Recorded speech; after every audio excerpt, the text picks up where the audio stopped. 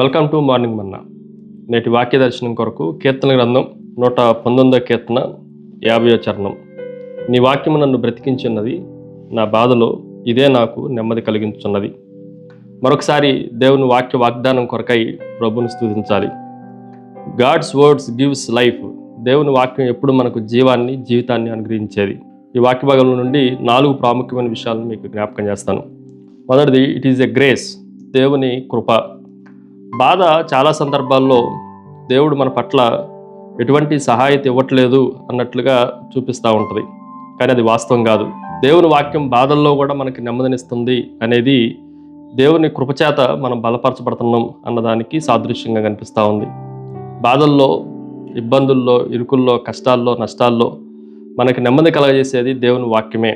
ఆ విషయాన్ని మనం జాగ్రత్తగా ఆలోచన చేయాలి. బాధలు ఖచ్చితంగా ఉంటాయి, కానీ బాధ కన్నా కృప చాలా విస్తారమైంది. అందుకే అపోస్తలుడైన పౌలు జ్ఞాపకం చేసినట్లుగా, నా శరీరంలో ఉన్న ముళ్ళు ముమ్మారు తీసేయమని ప్రార్థన చేసిన దేవుడు నా కృప నీకు చాలును అన్న వాగ్దానంతో పౌలు జీవితం అంతా బ్రతికినట్లుగా మనం కూడా బాధల్లో దేవుడిచ్చే వాక్యాన్ని బట్టి, కృపను బట్టి బ్రతకాలి.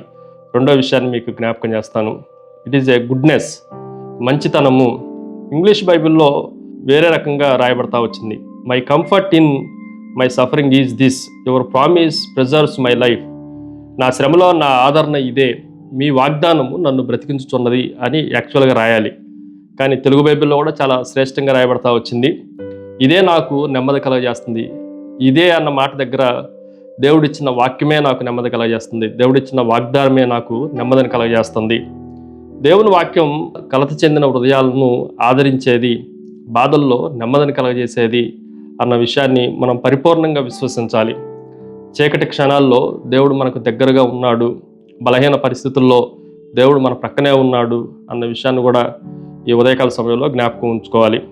పౌలు శీలలు భయంకరమైన బాధలో, ఇబ్బందుల్లో, వారి కష్టంలో ఉండగా, నొప్పితో, పెయిన్తో ఉండగా, వారు ఆ రాత్రి దేవుణ్ణి ఆరాధించడం ద్వారా వారి పక్షాన దేవుడే ఆయన సన్నిధినిచ్చినట్లుగా మనం దేవుని వాక్యంలో చూడవచ్చు. ఆ గాయాలలో దేవుడు వారికి కృపను అనుగ్రహించాడు అన్న సత్యాన్ని మనం గ్రహించాలి. మూడో విషయాన్ని మీకు జ్ఞాపకం చేస్తాను. ఇట్ ఈజ్ ఏ గ్యారంటీ, దేవుడు హామీనిస్తా ఉన్నాడు. లోకం యొక్క తాత్కాలికమైన ఉపశమనం అది కొన్ని రోజులు ఉంటుంది, ఆ తర్వాత పోతుంది. కానీ దేవుడు కలగజేసే ఉపశమనం, దేవుడు కలగజేసే ఆ గ్యారంటీ, హామీ చాలా శాశ్వతమైనది.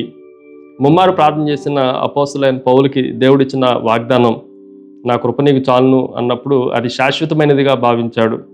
ఈ రోజుల్లో మనం కూడా బాధల్లో, ఇబ్బందుల్లో, ఇరుకుల్లో, నష్టాల్లో దేవుని వాక్యం మనల్ని బ్రతికిస్తుంది, మన బాధల్లో నెమ్మదిని కలగజేస్తుంది అన్న విషయాన్ని, ఆ హామీని గుర్తుపెట్టుకోవాలి. నాలుగో విషయం, ఇట్ ఈజ్ ఏ గ్లాడ్నెస్. దేవుడు మనకి ఆనందాన్ని కలగజేసేవాడు. ఎప్పుడైతే మన జీవితాల్లో నెమ్మది వస్తుందో, ఆ నెమ్మదిని బట్టి బాధల్లో మనకి దేవుడు ఆనందాన్ని కలగజేసేవాడు. ప్రభునందు ఆనందించుడి, మరలా చెప్పుదును ప్రభునందు ఆనందించుడని చెరసాల్లో నుండి పౌలు గారు రాయటం మనం జాగ్రత్తగా గుర్తుపెట్టుకోవాలి. ఈ ఉదయకాల సమయంలో అటువంటి బాధల్లో ఉన్నవారికి దేవుని వాక్యం నెమ్మదిని కలగజేస్తుందన్న సత్యాన్ని గ్రహించిన వారమై ప్రార్థన చేసుకుందండి. సకల ఆశీర్వాదములకు కారణభూతులకు తండ్రి, బాధల్లో, ఇబ్బందుల్లో, ఇరుకుల్లో నీ వాక్యమే, నీ వాగ్దానమే మాకు నెమ్మదిని కలగజేస్తుందన్న వాక్యాన్ని ఉదయకాల సమయంలో మాకు తెలియజేసినందుకే నిన్నే స్తుతిస్తూ యేసు నామమున అడిగి వేడుకొంచున్నాం తండ్రి. ఆమెన్. God bless you.